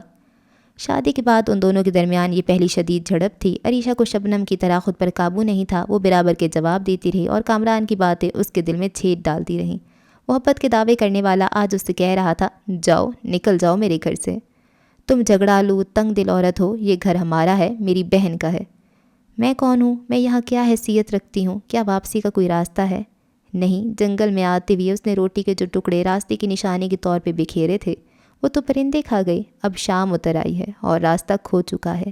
وہ خود کو بہت مضبوط سمجھتی تھی، مگر آج احساس ہوا شادی کے بعد اگر شوہر ساتھ نہ دے تو عورت کچھ بھی نہیں رہتی۔ کامران سو گیا۔ وہ رات دیر تک بیٹھی کامران کے کہے الفاظ پہ غور کرتی رہی اور اپنے روٹ جانے والی محبت کا ماتم کرتی رہی۔ کتنا مان تھا اسے کامران پر، مگر سب ٹوٹ گیا۔ وہ حق پر تھی مگر اسے جھٹلایا گیا۔ صبح روحی ناشتے کی میز پر نہیں آئی۔ امی اپنے بچی کی مظلومیت، معصومیت اور کھوٹی قسمت کا رونا رونے لگیں۔ کامران نے خود اس کے لیے ناشتہ ٹرالی میں رکھا اور جا کر اسے کروایا۔ ابھی تو ایک ہی بیٹی ہے میری، اگر 2-3 ہوتی تب تو یہ بھابیاں نہ جانے کیا سلوک کرتی ان کے ساتھ، تب ہمیں زہر ہی کھانا پڑتا۔ عریشہ بس سوچ کر رہ گئی۔ اس نے ناشتہ نہیں کیا مگر کسی نے پرواہ بھی نہیں کی۔ کامران روحی سے شام کو سیر پر لے جانے کا وعدہ کر کے آفس چلا گیا۔ عریشہ سارا دن خود سے الجھتی کاموں میں مصروف رہی۔ وہ شبنم سے بھی کتراتی رہی، جانتی تھی کہ اگر جو اس نے ذرا بھی ہمدردی جتائی رو پڑوں گی، اور ابھی وہ اس قدر کمزور پڑنا نہیں چاہتی تھی۔ شام کو اس نے روحی کو تیار ہو کر ادھر ادھر ٹہلتے ضرور دیکھا مگر یہ علم نہیں تھا کہ وہ کامران کے ساتھ جانے والی ہے۔ راحیل آفس سے جس وقت گھر آیا شبنم اپنے کمرے میں تھی۔ چائے لاؤں آپ کے لیے؟ نہیں، رہنے دو، پی کر آ رہا ہوں۔ یہ بتاؤ سارا دن کیا آرام ہی کرتی رہتی ہو؟ نہیں، ایسی بھی کوئی بات نہیں۔ آج پھر اسے بدلے ہوئے موڈ میں دیکھ کر گھبراہٹ سوار ہونے لگی۔ تمہیں پتہ نہیں ہے تمہاری چہیتی عریشہ نے کیا سلوک کیا ہے روحی کے ساتھ؟ وہ بیچاری کتنی ڈسٹرب ہو گئی ہے۔ جی مگر مجھے پورا یقین ہے تم نے زبانی ہمدردی بھی نہیں کی ہوگی روحی کے ساتھ۔ شبنم، میں تمہیں بتا رہا ہوں اپنی بہن سے زیادہ عزیز مجھے کوئی نہیں ہے۔ مگر میں نے تو اس سے کچھ کہا نہیں۔ عورتیں اس حالت میں بھی کام کرتی ہیں، تم کوئی پہلی عورت نہیں ہو جو اس تجربے سے گزر رہی ہو۔ اپنے کام خود دیکھا کرو، نہ عریشہ احسان کرے اور نہ روحی کی باتیں سننا پڑیں۔ میں کوشش تو کرتی ہوں مگر چکر آتے ہیں، کچن میں جاتی ہوں تو جی مت لانے لگتا ہے۔ راحیل نے ریموٹ اٹھا لیا اور ٹی وی کی جانب متوجہ ہو گیا۔ روحی اچھی خاصی شاپنگ کر کے رات گئے بھائی کے ساتھ لوٹی اور دونوں بھابھیوں کو خاص طور پر اپنی شاپنگ دکھائی۔ بس اب سنبھال کر رکھ دو، نظر لگ جاتی ہے۔ امی نے براہ راست دونوں بہوؤں کی بات نہیں کی تھی۔ روحی بھی اس بات میں سر ہلا کر جلدی جلدی یہ سب سمیٹنے لگی جیسے واقعی نظر لگنے کا اندیشہ ہو۔ عریشہ کے منع کرنے کے باوجود شبنم کچن میں اس کا ہاتھ بٹانے لگی تھی۔ وہ خاصی کمزور ہو گئی تھی۔ عریشہ کو اس پر ترس بھی آتا تھا مگر وہ کیا کہہ سکتی تھی۔ شبنم کو شوہر کی طرف سے حکم ملا تھا اور اسے اب ہر حال میں کام کرنا تھا۔ وہ وقت اچھا تھا جب پیدا ہوتی عورت کا گلا گھونٹ دیا جاتا تھا۔ دن میں کتنی بار وہ یہ جملہ کہا کرتی تھی اور شبنم کہتی، یہ روحی بھی تو عورت ہی ہے نا، تم کیوں بھول جاتی ہو؟ کبھی کبھی میرا جی چاہتا ہے دنیا کی پرواہ چھوڑ دوں، کامران کو صاف صاف سناؤں اور نکل پڑوں اس گھر سے، مگر کوئی راستہ بھی تو نہیں، کہاں جا سکتی ہوں میں؟ کامران تو تم سے بہت محبت کرتا تھا، اب کیا ہو گیا اسے؟ وہ بس شادی کے شروع دنوں کا بخار تھا، اتر گیا ہے، عریشہ نے جل بھن کر کہا۔ تم خود سے بہت لاپرواہ رہنے لگی ہو۔ میرا خیال ہے کل سے انہی کپڑوں میں اور بال بھی نہیں بنائے۔ میں اسی حلیے میں رہوں گی، اچھا ہے نا، لوگوں کو بھی پتہ چلے۔ عریشہ، تم خود کو سزا دے رہی ہو۔ قصور بھی تو میرا ہے، کتنے رشتے موجود تھے میرے لیے اور میں نے کامران کو پسند کیا۔ اچھا، اور بھی امیدوار رکھے ہوئے تھے؟ انہیں پتہ ہی نہیں چلا روحی کب کچن میں آئی اور اس کی بات سن کر اس نے کتنے غلط انداز میں یہ جملہ کہا تھا۔ شٹ اپ روحی، میرے ساتھ بکواس کرنے کی کوئی ضرورت نہیں۔ اس کا لہجہ اور شک عریشہ کو غصہ دلا گیا۔ یوں تو نہ کہو، آخر تم ہمارے گھر آئی ہو، ہم عزت دار لوگ ہیں، ہمیں تو جھٹکا لگے گا ہی۔ روحی، عریشہ کا یہ مطلب نہیں تھا۔ تم چپ کرو بڑی بھابھی، ہر معاملے میں اس کی سائڈ مت لیا کرو، تم لوگوں کی فیملی میں یہ عام سی بات ہوگی، ہمارے ہاں تو ڈوب مرنے کا مقام ہے۔ تو جاؤ ڈوب مرو جا کر، عریشہ چلائی تھی۔ روحی بڑے طنز بھرے انداز میں اسے دیکھتی رہی، پھر فریج سے فروٹ نکالنے لگی۔ غالباً وہ یہی لینے کچن میں آئی تھی۔ یہ کیا ہو گیا عریشہ؟ شبنم پہ خوف سوار ہونے لگا۔ عریشہ بھی خاموش تھی اور غصہ ضبط کرنے کی کوشش کر رہی تھی۔ روحی نے یہ بات شام کو بھائیوں کے گھر آنے پر ماں اور دونوں بھائیوں کے درمیان بڑھا چڑھا کر پیش کی۔ کتنا منع کیا تھا اس لڑکے کو، مت لاؤ ایسی لڑکی کو گھر میں، غلط کردار کی لڑکیاں نسلوں کو تباہ کر دیتی ہیں، مگر اس نے ایک نہیں سنی۔ امی کو تو جیسے اس صدمے نے نڈھال کر دیا تھا۔ راحیل بھی عریشہ کے خلاف بولا تھا اور کامران پر تو یہ بات سن کر گھڑوں پانی پڑ گیا تھا۔ چائے پیے بغیر وہ اپنے کمرے میں آ گیا اور آتی عریشہ سے الجھ پڑا۔ تم جانتے ہو کامران، میں ایسی لڑکی نہیں ہوں، اور جو مجھ سے محبت کے دعوے تھے وہ کیا ہوئے؟ اگر تم مجھ سے ایسی باتیں کر سکتی تھیں تو وہ جو تمہارے کزن سارا دن اسی گھر میں منڈلاتے رہتے تھے، ان کے ساتھ تو پتہ نہیں کس حد تک راہ و رسم ہوگی۔ اہل سے الزامات سن کر وہ رونے لگی مگر کامران خاموش نہیں ہوا، وہ بولتا ہی رہا۔ بڑا فخر ہے نا تمہیں کہ تمہارے بہت سے عاشق تھے، جاؤ چلی جاؤ، شاید اب بھی کوئی منتظر بیٹھا ہو۔ بات یوں نہیں تھی، تم شبنم بھابھی سے پوچھ لو، میں نے ہرگز اس طرح بات نہیں کی تھی کامران۔ تم اچھی طرح جانتے ہو جن دنوں تم نے رشتہ بھیجا ان دنوں ابو کے دوستوں کے بیٹوں کے پرپوزل آئے تھے میرے لیے۔ میں تو ان لڑکوں کو جانتی تک نہ تھی، میں نے تمہارے حق میں فیصلہ دیا تھا۔ ساری رات وہ صفائیاں پیش کرتی رہی۔ کامران نے لاکھ احسان جتا کر اسے معاف کر دیا، مگر گھر کے افراد کی نگاہ میں وہ گر گئی۔ امی اور راحیل بھائی کتنی عجیب نظروں سے اسے دیکھتے تھے۔ وہ آخر ٹوٹ گئی اور شبنم کی گود میں سر رکھ کر بہت روئی۔ امی ان دنوں روحی کے رشتے کی وجہ سے خاصی فکر مند تھیں۔ اس کی سہیلیوں کی اکثریت بیاہی جا چکی تھی، جو بچی تھی اب منگنی شدہ تھیں، اور وہ سب مذاق کے انداز میں روحی سے کہا کرتی تھی، سناؤ تم کب تک شادی کر رہی ہو؟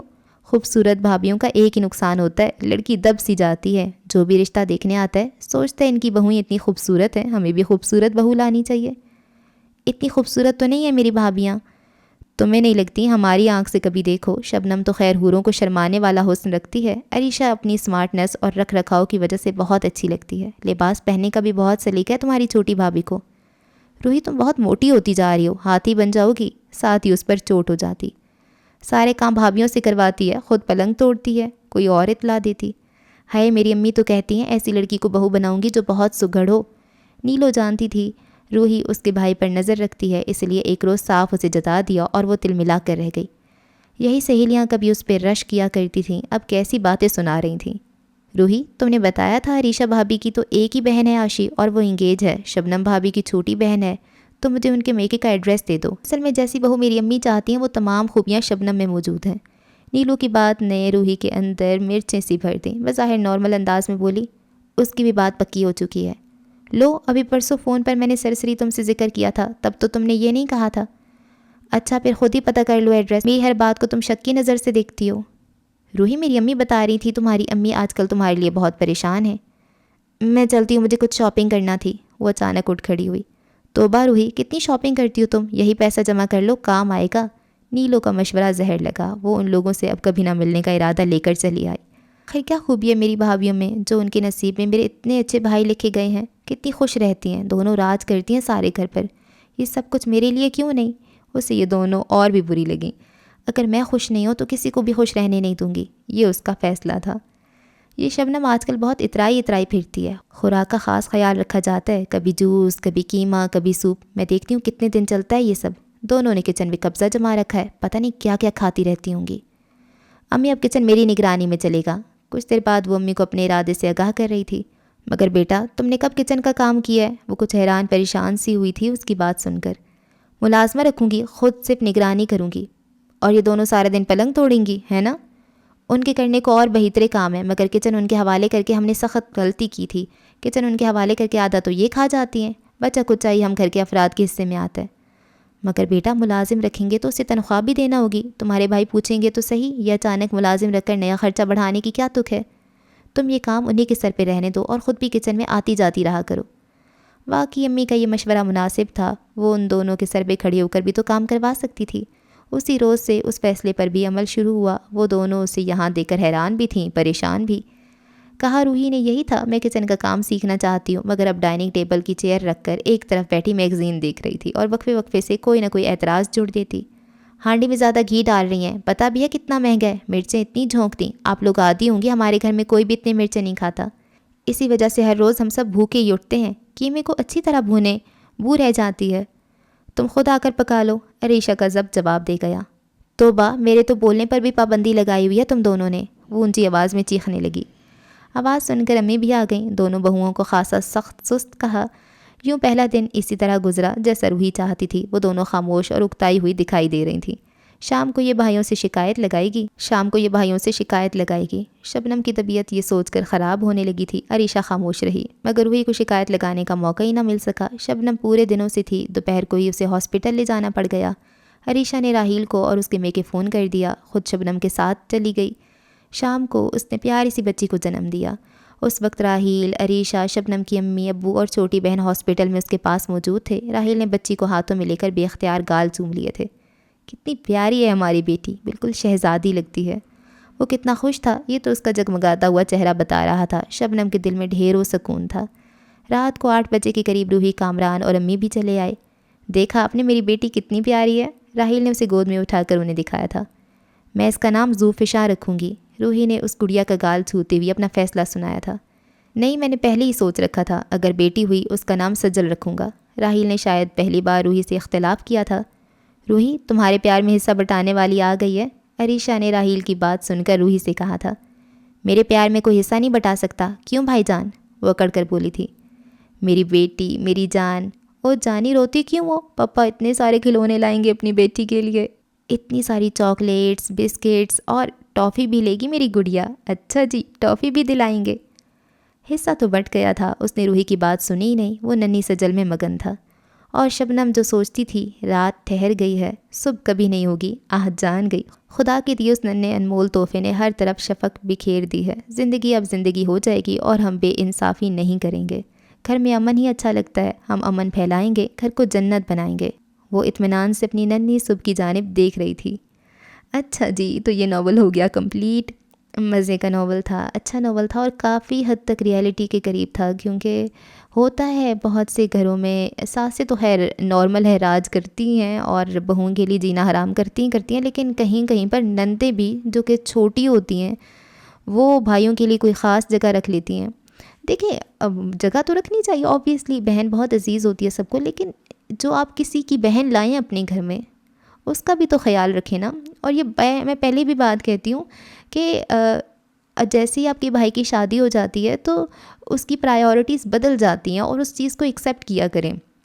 جیسے کہ آپ کی مطلب بہنوں کو یہ چیز ایکسیپٹ کر لینی چاہیے، آپ جتنی بھی لاڈلی تھی، آپ جتنی دلاری تھی، آپ کے بھائی آپ کی ہر بات مانتے تھے، آپ کو وقت دیتے تھے، تو اب وہ چیز ویسی نہیں رہے گی، اور اس چیز کو ایکسیپٹ کرنا سیکھیں۔ جتنا بھی بھائی کوشش کر لیں، مینیج نہیں کر پائیں گے کہ آپ کو بھی وقت دیں، اپنی بیوی کو بھی وقت دیں، اور جب اسپیشلی ان کے بچے ہو جائیں پھر تو آپ رہنے ہی دیں، کیونکہ ان کی پرائیورٹیز ایک دم سے بدل جائیں گی، ان کی اپنی ایک فیملی ہے نا مکمل، تو یہ چیز آ جاتی ہے۔ تو اس میں اتنا بھائیوں کو تنگ نہ کیا کریں، ٹونٹ نہ مارا کریں، بھابھی نے ہمارا بھائی چرا لیا یہ نہ کہا کریں، کیونکہ آپ بھی جب کسی کے گھر جاتی ہیں تو آپ کو بھی بھرپور توجہ چاہیے ہوتی ہے اپنے ہسبینڈ کی، اور تو یہ تو چلتا رہتا ہے، تو یہاں پر تھوڑا سا نا خیال رکھا کریں، ٹھیک ہے۔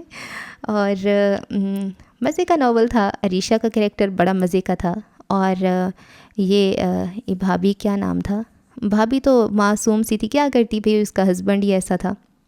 تو یہاں پہ نا ہسبینڈ کی تو ہسبینڈ کو کوئی نقصان ہی نہیں ہوا، اسے بھی احساس ہونا چاہیے تھا نا کہ میں نے کتنی اپنی بیوی کے ساتھ غلط کیا ہے۔